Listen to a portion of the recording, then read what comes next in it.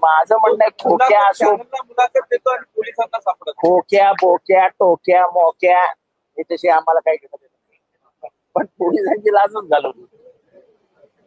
त्यांनी काही टीव्ही नाही, कोणाला मिळालं, एका टीव्ही चॅनलला मिळाला आणि पोलिसांना मिळत नाही. म्हणजे आपली जी गुप्तहेर यंत्रणा आहे ही आजपर्यंत महाराष्ट्राला अभिमानास्पद वाटायची.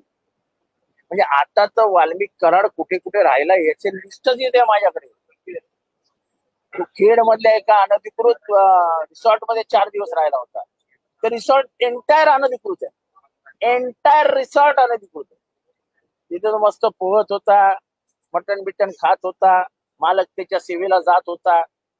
त्या लॉजची त्या रिसॉर्टची चौकशी करा. त्या रिसॉर्ट मध्ये एकही परवानगी घेतलेली नाही. अनेक तक्रारी करून सुद्धा ते रिसॉर्ट आहे तसं उभं आहे.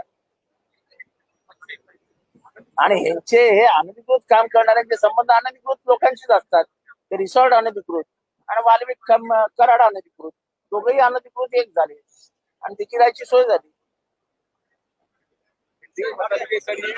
महाराष्ट्र ने पत्र लिखा है कि बाहर सर्टिफिकेट लिया जाए.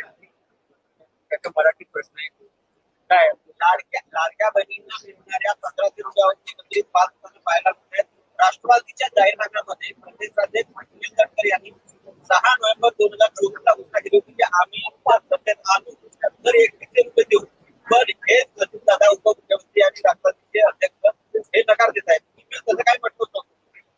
कदाचित त्यांना न विचारता जाहीरनामा बनला असेल असं त्यांचं म्हणणं असेल. आता काय करणार? आता तुम्हाला असं आहे, तुम्हाला आता त्यांच्यावर विश्वास ठेवावा लागेल ना. निवडून आले, अर्थमंत्री आहेत, ते खरंच बोलतात. ते जर म्हणत असतील की मी 2100 बोललोच नव्हतं तर बोललोच नव्हतं.